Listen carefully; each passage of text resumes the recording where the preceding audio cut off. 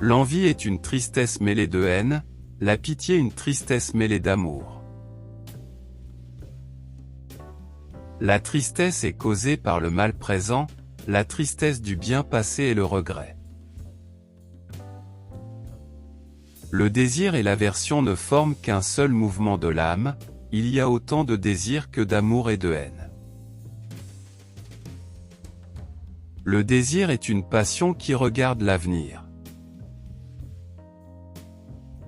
Mais enfin, que dirais-je de cet esprit, c'est-à-dire de moi-même? Car jusqu'ici je n'admets en moi autre chose qu'un esprit. Le bon sens est la chose du monde la mieux partagée. L'estime et le mépris sont des espèces d'admiration. La joie et le désir produisent l'espérance, comme le désir et la tristesse engendrent la crainte, ces deux passions s'accompagnent, tristesse due à la même cause, qui a d'abord produit la joie.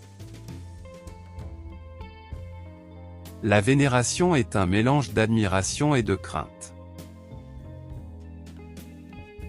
Le dédain se compose d'admiration et de hardiesse. Que la liberté de notre volonté se connaisse sans preuve, par la seule expérience que nous avons.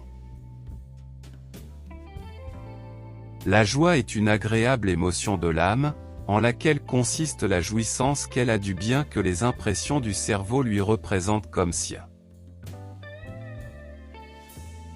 L'évidence et la certitude de l'intuition ne sont pas seulement requises pour les simples énonciations, mais aussi pour toute espèce de démarche discursive. L'amour est incomparablement meilleur que la haine, elle ne saurait être trop grande, joignant à nous de vrais biens, elle nous perfectionne d'autant. Il est certain que le nombre infini des figures suffit à exprimer toutes les différences des choses sensibles. J'estimais fort l'éloquence et j'étais amoureux de la poésie, mais je pensais que l'une et l'autre étaient des dons de l'esprit plutôt que des fruits de l'étude. Je demeurais tout le jour seul, enfermé dans un poêle, où j'avais tout loisir de m'entretenir de mes pensées. Non que j'imitasse pour cela les sceptiques, qui ne doutent que pour douter, et affectent d'être toujours irrésolus. J'aimais fort l'éloquence et j'étais amoureux de la poésie, mais je pensais que l'une et l'autre étaient des dons de l'esprit plutôt que des fruits de l'étude. Mais, sitôt que j'eus achevé tout ce cours d'études, au bout duquel on a coutume d'être reçu au rang des doctes, je changeai entièrement d'opinion.